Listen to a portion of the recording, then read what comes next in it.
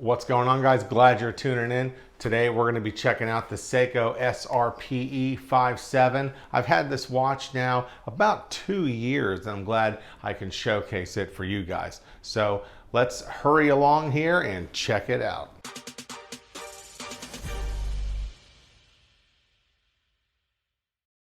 All right, so check that out. That's the Seiko SRPE57. These retail for $275 US, and Seiko still sells these on their site. I got this one back in 2020. This one has a water resistance of 100 meters to 330 feet. And how good time does this keep? Well, check this out. And look at the beat error on this new movement of Seiko's. It's just so minor. You can wear the watch and you're not going to have any big problems losing time.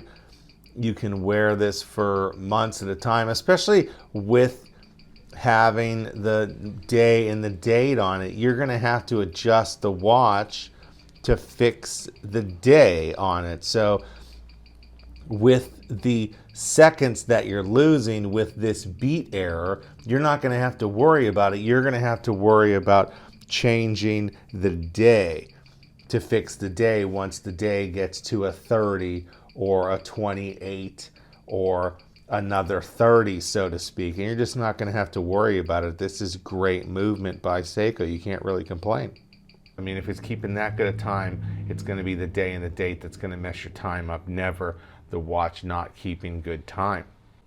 Now check this out. You can actually manually wind this crown to actually wind that movement. So when you pick it up out of storage, you don't have to just shake it around to get that movement running. But what a lot of people complain about with this watch is you can't wind the crown down to keep and help that water resistance compared to the previous generation of this watch. A lot of people don't like that versus the previous generation. This watch has a decent weight to it. It weighs 142 grams. All right, let's check out the bezel here. The bezel is nice and shiny for us. Looking pretty good there. I did damage it. Where is it? Right around, yeah. Well, it's not damaged, but it is scratched. And that's why you do have to watch. If you're into watches, you know, sometimes if you're going to go for a shiny bezel, you do learn over time that, again, if you're into watches, you really just, the shinier bezels, they really just pop when they get damaged. You can really see that damage a lot easier. The dial on this one, I would call it a dark gray. And I will say that the automatic that's written there, that cursive, I'm not a fan of it. I've had other people tell me that I'm a little crazy for saying that, but I'm just not a fan of it saying automatic like that. Just not my thing, especially to go along with that 5. The way that 5 is written there under the Seiko, that automatic just has nothing to do with that styling. It just has nothing to do for me there. I just don't understand. Why would they write the automatic like that? It's a little odd. Just a little odd from Seiko there. The crystal on this watch is a Hardlex crystal, so you're not getting a sapphire crystal like something on an Omega or a Rolex. The hands look good though. The minute hand looks good. The hour hand looks good. The second hand looks good. And of course, those complications look good. Well, you can see that Monday. It is Monday here, but it is a little hidden. But the day and the date for the complications, I mean, that is pretty legit from this watch for sure. And under, you can see the made in Japan there, and then next to that is a bunch of mumbo jumbo numbers and those kind of things. Now, as far as the looms go, I did get some nice shots. Wasn't easy to get these shots, but these are my shots. I'm not stealing these off the internet from anybody, but here we go. 2 shots for you. One here, check that one out, and another here. Another one for you guys there. Those were they're pretty filled as far as the looms go. You know, that's kind of almost under the bed stuff. I can't even say it without laughing. Those are pretty much under the bed once those looms were charged to get it back in the dark. But they're, again, not bad stuff there. You know, and if you're looking at the watch this way, it might come off a little sterile. But man, let's check this out. You flip that bad boy over, and there it is. Look at that. That is so cool. You got to kind of make sure it's going that way. Pull it to the, there we go. Pull it to the camera that way. And how cool is that? You can see the movement. I will play with the camera a little bit now just to show you the movement running a little zoomed, and I'm going to show it to you running in a little slow motion.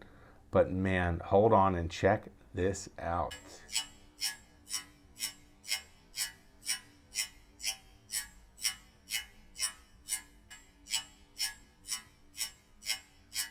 Now, I'm not sure if you guys know this, but Seiko did release a Seiko 5 just like this, but it doesn't have this shiny bezel here.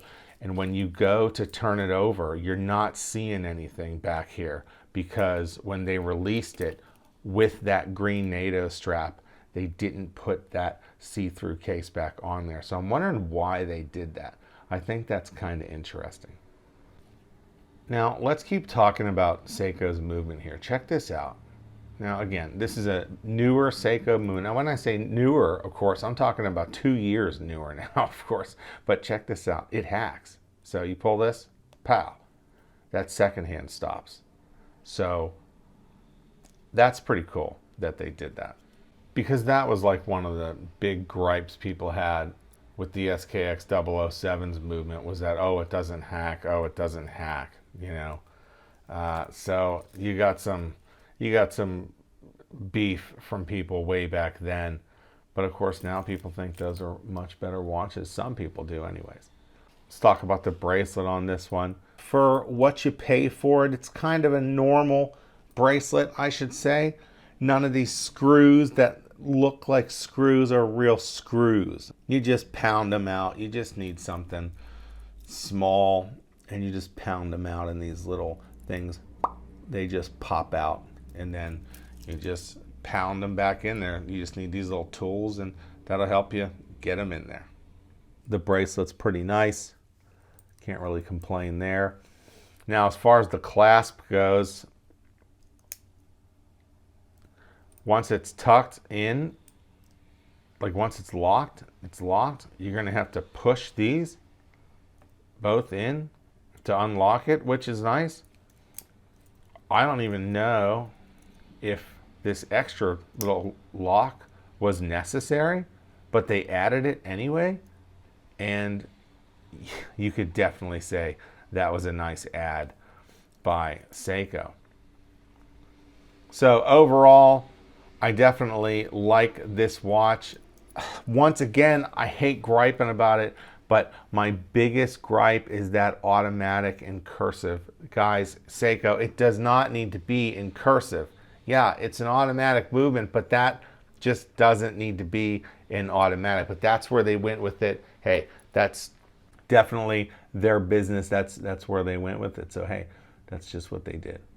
But again, overall, I think this is a fantastic watch. Not sure if I would pay retail for one of these, but if you would find yourself some kind of excellent bargain, you know, if you're going for something maybe $225 and below for brand new, I think it would definitely be worth the deal, especially for one of these. If you're going to get one of these, if you're going to get yourself one of the brand new Seiko 5s, you got to get yourself one with that see-through case back. You can't go for one just because it has a green strap and then lose the case back like this. I think that's just completely silly, at least in my opinion.